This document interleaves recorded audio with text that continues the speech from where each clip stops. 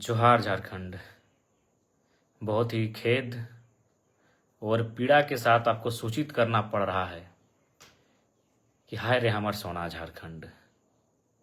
इस राज्य को बनाने में हमारे पूर्वजों ने खून और पसीना को एक कर दिया।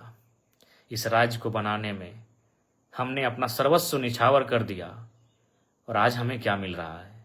जान भी हमने दिया, जमीन भी उद्योगों के लिए हमने दिया और आज उन उद्योगों में एक मामूली नौकरी के लिए जान भी हमारी जा रही है।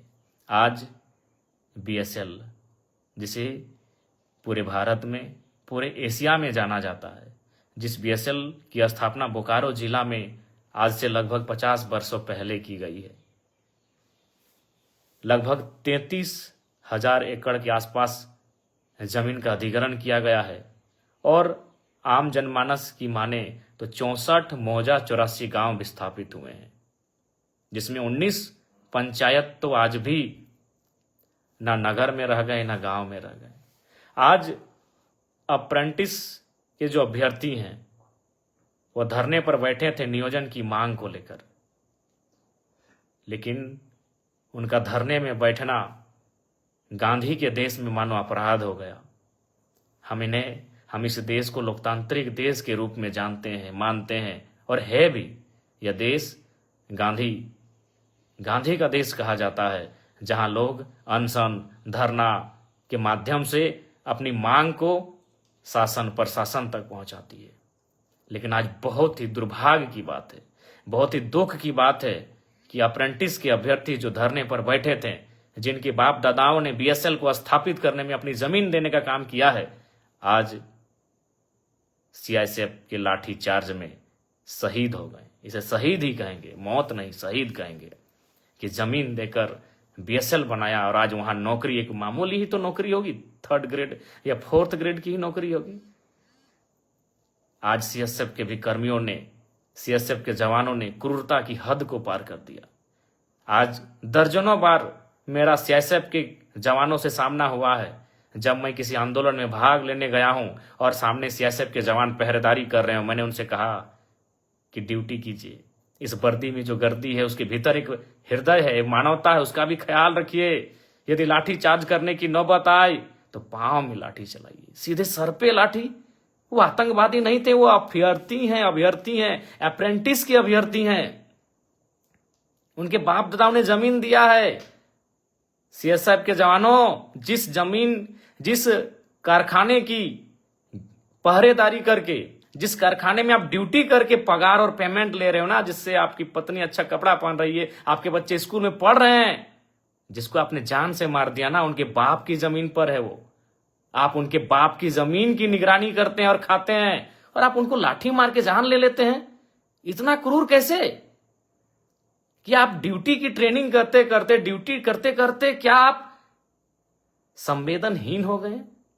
आपने अपनी संवेदना को खो दिया है सीआईएसएफ कर्मियों। इतनी क्रूर व्यवहार कैसे कर सकते हैं आप? खैर, जिसने अभी सीआईएसएफ खुद, जिस जवान ने लाठीचार्ज किया है उसे बर्खास्त करे, सीआईएसएफ के जो आला कमान है, पदाधिकारी हैं, और नहीं तो ये आवाज राज्य में नहीं देश स्तरीय व्यापक आंदोलन का रूप ये धारण करेगा। और मैं आज विस्थापितों से हाथ जोड़कर प्रार्थना करता हूं, मैं एक विधायक की हैसियत से नहीं, मैं एक झारखंडी बेटा होने के नाते आपसे प्रार्थना करता हूं। 64 मौजा 84 गांव, पता नहीं 64 मौजा 84 गांव संख्या 65 है, 66 है या 84 की जगह 86 है, हमें नहीं पता एग्जैक्ट, क्योंकि हम तो चांची से आते हैं। लेकिन हम लोग बचपन से सुनते आए हैं 64 मौजा 84 गांव के लोग विस्थापित हुए हैं। आज तो कम से कम एक हो जाओ, एक बेटे की बेरहम मौत को देखकर तो एक हो जाओ। 64 मौजा 84 गांव बीएसएल के तमाम विस्थापित, आज तो एक हो जाओ। आप सभी से मेरा आग्रह है, एक विधायक होने के नाते नहीं, एक झारखंडी बेटा होने के नाते इस दर्द को समझ रहे हैं कि आज क्या क्रूरता है हमारे साथ। जमीन भी हम देंगे, जान भी हम देंगे, एक साधारण सी नौकरी की मांग के लिए हमें बेरहमी से मारा जाता है। मारा नहीं, कत्ल हुआ है। इसलिए आज तो कम से कम 64 मौजा 84 गांव के लोगों, एक हो जाओ। और जितने भी संगठन बने हैं। सुने 28 संगठन हैं विस्थापितों के बोकारो में। सेल बीएसएल सेल में 28 संगठन बने हैं बोकारो में, अलग अलग नामों से, विस्थापित मोर्चा, युवा विस्थापित मोर्चा, संघर्ष विस्थापित मोर्चा, इनकलाबी विस्थापित मोर्चा। तो आज एक हो जाइए ना, अब तो एक हो जाइए। इतना बेरहमी के बाद भी अगर एक नहीं होंगे तो कैसे होगा। आज आप सभी से आग्रह है, एक हो जाइए।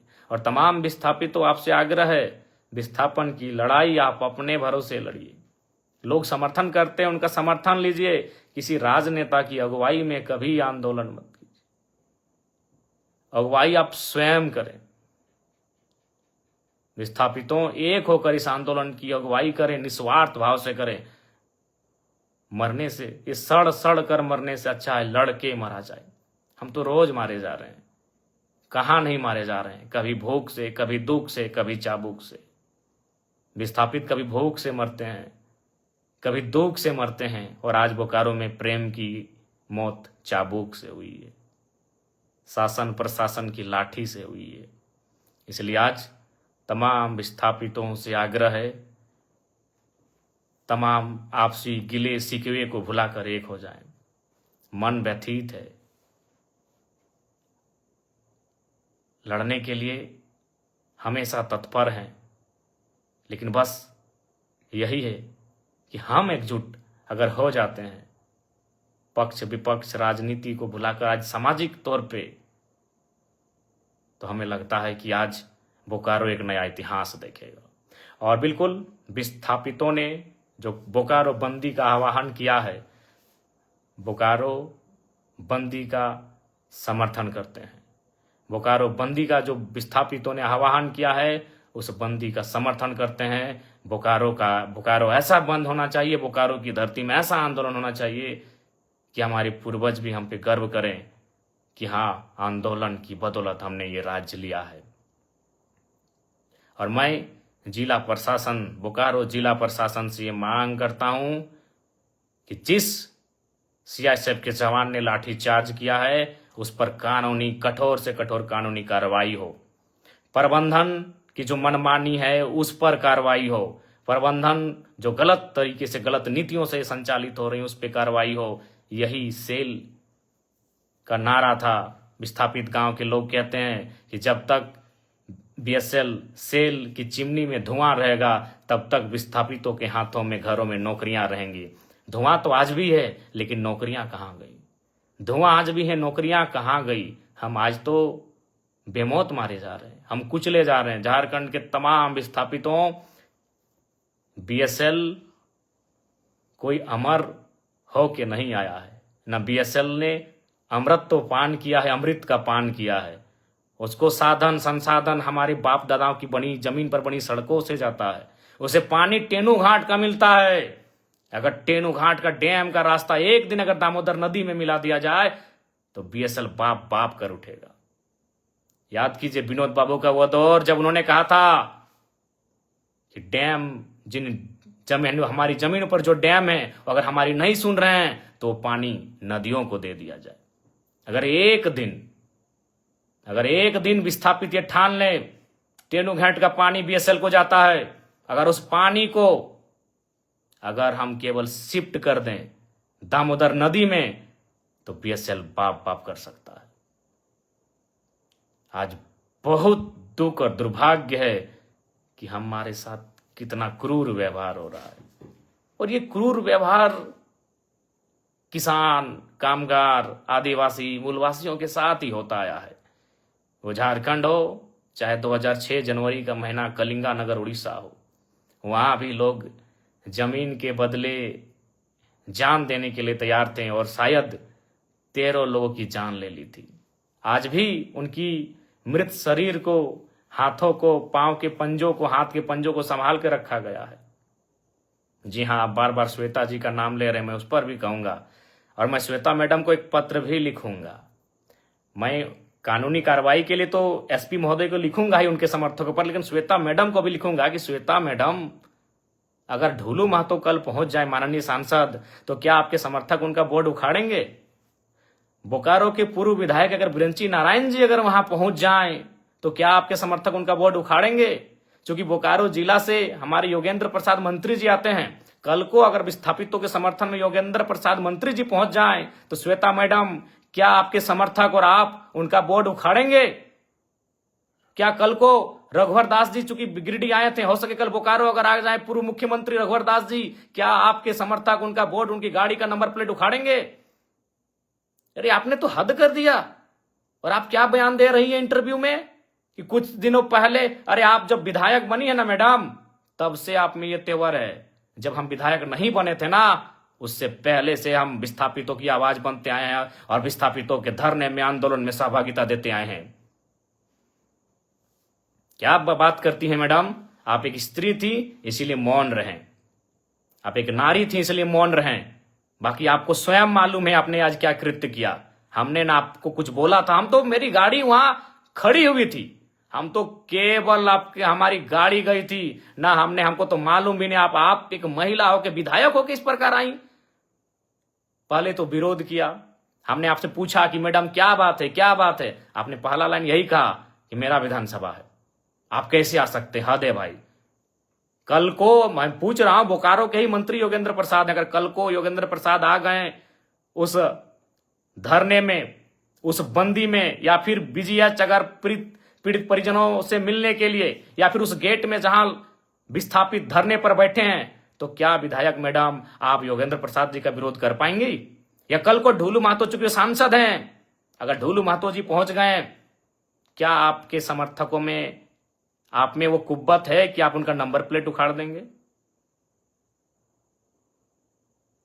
बड़ा दुर्भाग्य लगा मैडम, बड़ा दुर्भाग्य। आप क्या बयान दे रही हैं कि कोई माहौल खराब करे? तो मैं देखता हूं अगर कल को ढूलू महतो जी जाते हैं, बिरंची नारायण जी जाते हैं, तब आप क्या बोलते हैं। देखिए, मैं आपको स्पष्ट कहना चाहूंगा, सबको नहीं पच रहा है कि जयराम महतो किसी आंदोलन में आए, क्योंकि अगर वो आएगा तो सटीक बात होगा।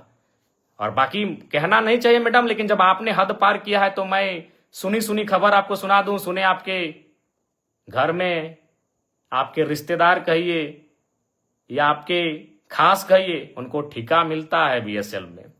तो ये दोहरी राजनीति मत कीजिए विधायक मैडम। अभी आप दुख जता रहे हैं और आपके ही लोग वहां ठिका लेते हैं। तो असली बात तो जनता को मालूम है कि आपको तकलीफ जयराम महतो के जाने से तकलीफ क्यों हुई, क्योंकि आपको मालूम है कि जयराम महतो आएगा तो दूध का दूध और पानी का पानी बात होगा। ये किससे छुपा है? चलिए, नाम लेने में अचरज का है। सुने आपके पति महोदय को वहां ठिका मिलता है, अभी करोड़ों का ठिका मिलता है, तो आप में हम, मुझे देखकर आपका बौखलाना तो लाजमी है।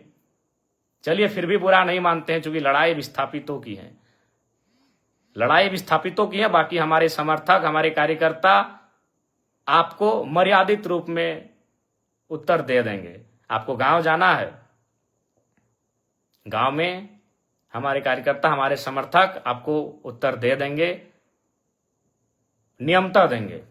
लेकिन आपका ये जो बयान, ये भर्सन कि बोकारो मेरा है, बोकारो विधानसभा मेरा है, वही तो हम देख रहे हैं। अगर कल योगेंद्र प्रसाद, चूंकि वो तो गोमिया के विधायक हैं, आपके हिसाब से वो गोमिया के विधायक हैं, अगर वो कल चले जाते हैं माननीय योगेंद्र प्रसाद, तब किताब के समर्थक उनका बोर्ड तोड़ते हैं कि नहीं तोड़ते, ये भी हम देखेंगे। ढोलू महतो जी अगर चले जाते हैं तो आपके समर्थक उनका बोर्ड तोड़ते हैं कि नहीं तोड़ते हैं, हम ये भी देखेंगे। और अगर बिरंची नारायण पूर्व विधायक बोकारो अगर जाते हैं कल विस्थापितों से मिलने या धरना स्थल पर, तो आपके समर्थक उनका बोर्ड तोड़ते हैं कि नहीं तोड़ते हैं, यह भी हम देखेंगे। ये दुर्भाग्यपूर्ण है, आपकी संकीर्ण सोच को आश्चर्य लग रहा है कि आप इतना संकीर्ण, आपकी सोच कैसे हो गई आज। खैर, सोच आपकी संकीर्ण कैसे हुई, और हमको बिल्कुल स्पष्ट कहेंगे, झारखंड वासियों, विस्थापितों, विधायक मैडम के साथ जितने लोग पीछे खड़े थे, आप करीब से उनको चेक कर लीजिए, वो झारखंडी नहीं थे। विधायक मैडम के पीछे जितने लोग थे, जो बोर्ड हमारी गाड़ी का, चूंकि हम पीछे आ गए, हमारे समर्थक भी हमें घेर लिए थे, हमारे समर्थक नहीं, जो विस्थापित लोग धरने की, दादा आप मत जाइए उधर, उसी बीच उन्होंने हमारी गाड़ी को तोड़ फोड़ करना शुरू किया। और हमने पहले ही कह दिया था कि उनको जो करना है करे, वो नारी हैं, हम कुछ नहीं बोलेंगे। बल्कि हमने आपको प्यार से बुलाया कि मैडम बात क्या है, क्यों यह व्यवहार आप कर रही हैं। ये बहुत ही दुर्भाग्य की बात है, आपका जो ये व्यवहार रहा, ये बहुत ही दुर्भाग्य की बात है। लेकिन फिर भी हम उस पर चर्चा नहीं करेंगे, क्योंकि यहां सवाल विस्थापितों के साथ न्याय का है। बाकी आपको हम एक पत्र लिख रहे हैं, उस पत्र का आशा करते हैं आप उत्तर देंगे। पुनः विस्थापितों आपसे यही कहेंगे कि आप अब तो एकजुट हो जाइए, आप एकजुट हो जाइए। कब तक अलग अलग बैनर में, कब तक अलग अलग नामों से, युवा विस्थापित मोर्चा, क्रांति विस्थापित मोर्चा, उलगुलान विस्थापित मोर्चा, किसान विस्थापित मोर्चा, कब तक? अभी समय है, एकजुट हो जाइए। और आप सभी से आग्रह है, और फिर कहेंगे, हम तमाम विस्थापितों से आह्वान करेंगे, कल बोकारो का जोरदार बंद किया जाए। मैं तमाम विस्थापितों से आह्वान करूंगा, तमाम विस्थापितों से अनुरोध करूंगा, कल बोकारो जोरदार बंद होना चाहिए। जोरदार बोकारो बंद का हम लोग समर्थन करते हैं, और बिल्कुल समर्थन ही नहीं करते हैं, एक कोने में हम भी खड़ा रहेंगे, एक विस्थापित का बेटा बनकर, एक विस्थापित का भाई, एक विस्थापित का सहयोगी बनकर एक कोने में मोर्चा संभाल के हम भी खड़ा रहेंगे। एक नेता की हैसियत से नहीं, एक विधायक की हैसियत से नहीं, एक झारखंडी की हैसियत से हम भी एक कोने में, जहां आप बंद करेंगे वहां हम एक कोने में खड़ा रहेंगे। कल चूंकि हमारा गिरिडीह में उपायुक्त से पूर्व का एक कार्यक्रम है, उपायुक्त और 6 के 6 विधायकों के साथ आधा घंटा का बैठक है, उस बैठक को समाप्त करके हम निस्संदेह बोकारो की धरती में आएंगे।